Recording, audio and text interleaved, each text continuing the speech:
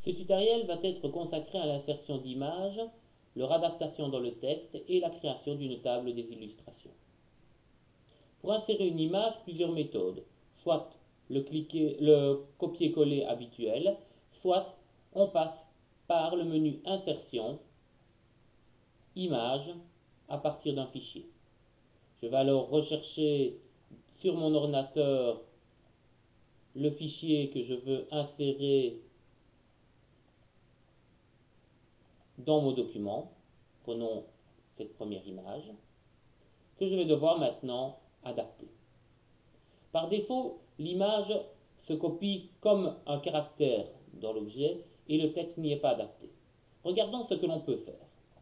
Le plus simple pour modifier les caractéristiques de l'image est de cliquer avec le bouton droit de la souris dessus et demander de modifier ses propriétés en choisissant Image dans le menu déroulant.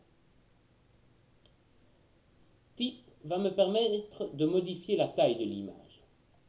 Si je souhaite conserver le ratio, c'est-à-dire les proportions hauteur-largeur, il me suffit de cocher ici Conserver le ratio et je peux ainsi modifier éventuellement la largeur de telle sorte que la hauteur soit adaptée automatiquement. Je peux choisir ici le positionnement de mon image dans le document. L'ancrage, qui correspond ici à la petite encre qui est attachée à l'image, signifie à quoi est attaché l'objet, soit à la page, auquel cas il ne bougera qu'avec la page, soit au paragraphe, auquel cas il va se déplacer avec le paragraphe sélectionné, soit au caractère, soit comme caractère. Les options me permettent uniquement de mettre un nom à l'image plus certaines caractéristiques de celle-ci peut utiliser. L'adaptation du texte.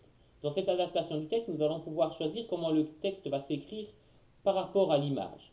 Soit aucune adaptation et le texte s'écrira uniquement en haut en bas, c'est ce qui se passe ici. Soit une adaptation avant, auquel cas le texte ne peut s'écrire que devant l'image. Une adaptation après, seulement derrière l'image. Ou une adaptation encore en parallèle de part et d'autre. On peut choisir également au niveau de cette adaptation d'avoir un certain espacement par rapport à l'image. Par exemple, je peux demander que le texte n'approche pas à plus de 1 cm à droite et à gauche de l'image, ce qui permet de l'aérer. On a également une adaptation en continu qui me permet en fait d'avoir l'image au-dessus du texte ou, si je vais choisir l'option à l'arrière-plan, en dessous du texte. Si l'image se situe au-dessus du texte, on peut éventuellement jouer sur la transparence de celle-ci à partir de la barre d'outils Image qui apparaît automatiquement lorsqu'une image est sélectionnée. Et par exemple, je peux demander d'avoir une image qui est transparente à 70%. On voit elle s'atténue et ça me permet de voir le texte derrière. Je vais choisir ici une adaptation de type parallèle. Je peux vouloir maintenant aller insérer une légende à cette image. Pour cela, je vais simplement cliquer avec le bouton droit de la souris sur l'image et demander d'insérer cette légende.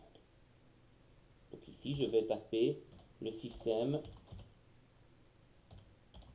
endocrinien comme légende.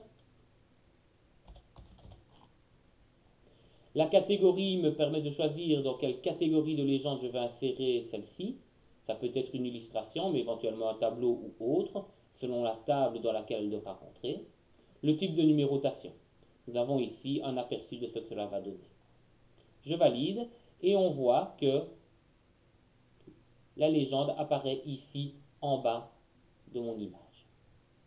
Si je veux modifier le style d'écriture de la légende, il me suffit d'afficher le styliste.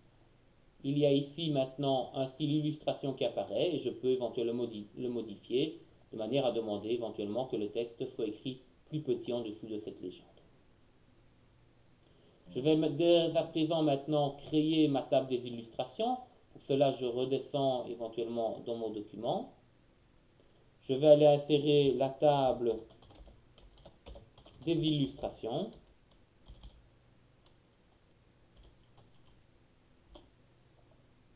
Je vais passer à ce titre le style titre 1 pour qu'elle s'affiche sur une nouvelle feuille. Et nous allons insérer l'index en passant par le menu Insertion, Table et Index, Table et Index. Et cette fois-ci, dans le type, je vais aller choisir le type Table des illustrations. Comme tout à l'heure, je vais aller supprimer le titre de celle-ci puisque je l'ai déjà donné dans mon document. Je valide et voici la table des illustrations qui apparaît dans mon document.